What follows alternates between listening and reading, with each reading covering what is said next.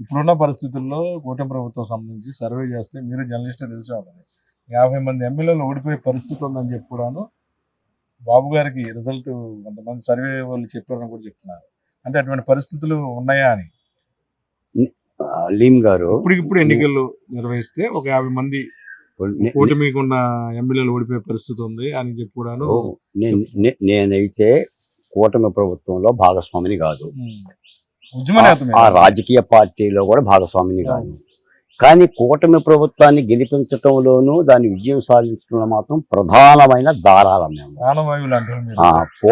ఇప్పుడు పూలదండలో పూలు మొత్తాన్ని కూడా నిలబట్టడానికి ఆధారం ఏంటి? దారం. ఈ రాష్ట్రంలో జరిగిన దళితోద్యమాలే దారంగా ఉన్నవాళ్ళం. ఇప్పుడు మీరు అంటున్న ప్రశ్న పెద్ద ఎత్తున సోషల్ మీడియాలో కూడా చర్చ జరుగుతుంది. మొన్న జీవీ రెడ్డి గారు రాజీనామా చేయగానే జీవీ రెడ్డి గారికి మద్దతుగా ప్రభుత్వానికి వ్యతిరేకంగా తెలుగుదేశం పార్టీ కార్యకర్తలే సోషల్ మీడియాలో 100% హల్చల్ జరిగింది. ఎందుకు అని చెప్పేసి అంటే ప్రభుత్వంలో కొంత పూర్తి స్థాయి సామాజిక న్యాయం అనేది కొరబడింది అనేది అర్థమవుతుంది. ఇప్పుడు ఈ యొక్క జీవీ రెడ్డి గారి యొక్క అంశం ఒత్తిలాగా పనిచేసి బ్లౌట్ అయింది. కాబట్టి దీన్ని సమీక్షించుకోగలగాలి. ఇప్పటికిప్పుడు 50 మంది ఓడిపోతారు, ఇప్పుడు ఎన్నికలు జరిగితే అన్న మాటకి నేనైతే సమాధానం చెప్పలేను. నాకైతే అంత అది నిజమని అనుకోలేను కానీ అందుకనే చెప్తున్నాను. కాబట్టి అభివృద్ధి వేరండి, సుపరిపాలన వేరు. అంటే అందుబాటులో ఉండటం, కలవటం కూడా ప్రజలు గ్రాఫ్ లా పాటిస్తారు కదా. ఒక్కటే అలీం గారు, నేను గతంలో ఎన్నోసార్లు సంబంధించి శ్రావణ్ కుమార్ గారు ఎన్నిసార్లు మీతో కలిసి ఉన్నారు నెలలో? చాలా మంది మాట్లాడకుండా అది సక్రమంగా జరుగుతుందా అని. అందుకని ఇప్పుడు ఈ సామాజిక లక్షణాన్ని వాళ్ళు దాటాలండి. ఒక్క మాట అండి, ఇప్పుడు కుంతీదేవికి 5 బిడ్డలండి. భీముడు, ధర్మరాజు, అర్జునుడు, నకుల సహదేవులు. 5 బిడ్డలకి అన్నం పెడుతుంది. 4గురికి అన్నం పెట్టి వాళ్ళని బండ పెట్టదుగా భీముడిని.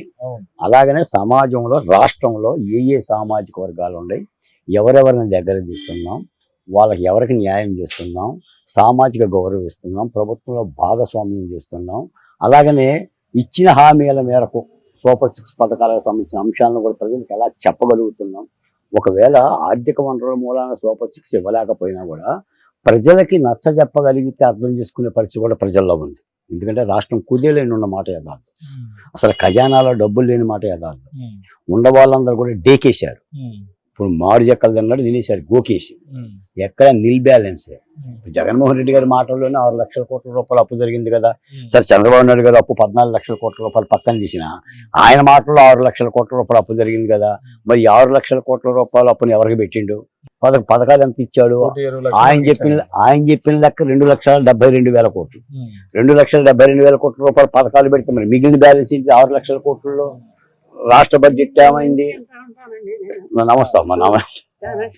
ఇంకో ఇది మా పరిస్థితి. రహదారి మీద ఉన్నాం. ఇలా మహిళలు వీళ్ళందరూ కూడా అభిమానంతో వస్తూ ఉంటుంది. ఆకుపచ్చని టవల్స్ చూడగానే బాలకోటి అని. అప్పుడు ఆ తల్లి పేరు నాకు తెలియదు, ఆ తల్లి ఎవరో నాకు తెలియదు. మా దీవెనలన్నీ కూడా వాళ్ళయ్యా. ఈ రోజున కూటమి ప్రభుత్వం ఏం గుర్తించింది బాలకోట అని అంటానికి, ఇదిగో ప్రజలు ఇచ్చే ఇలాంటి వాళ్ళ ఆశీర్వాదాలే మా బలం. అది మా పరిస్థితి. నేను హోటల్లో అన్నం తింటుంటే జనమే బిల్లు కడతారు. ఓకేనమ్మా. నేను హోటల్ అన్నం తింటుంటే జనాల దగ్గరకు వచ్చి నేను అన్నం తింటుంటే బిల్లు వాళ్ళు కడతారండి. అన్నం తింటున్న మహిళలు, పెద్ద మహిళలు, నిజానికి పెద్ద మహిళలు. నాకు రాజధాని అమరావతిలో 50 మంది 60 మంది రైతు మహిళలు అన్నం పెట్టేవాళ్ళండి. అందుకని కూటమి ప్రభుత్వం కూడా గుర్తిస్తే మంచిది అని చెప్పేసి అయితే మా సందర్భంగా చెప్పగలను. ఈ ఇమేజ్ ఏంటో మాకు పబ్లిక్ లో తెలుస్తుంది, లైవ్ లో మెగానైన్ కూడా చూపిస్తాం తప్పకుండా. మొదమే కూడా ఆంధ్రప్రదేశ్ లో కూటమి ప్రభుత్వం సర్దుకోవాలంటే కొన్ని రోజులు టైం ఇవ్వాల్సిన పరిస్థితి ఉంది అంటున్నారు బాలకోటి గారు. అంతేకాకుండా ప్రస్తుతం అరెస్టులు, వారు మాట్లాడిన విధానం, పదవుల్లో ఉన్నాం కదని చెప్పి అహంకారం చూపిస్తే ఎలాగ ఉంటుందని రిజల్ట్ అనేది కూడాను ఆయన మాటల్లో వ్యక్తం అవుతుంది.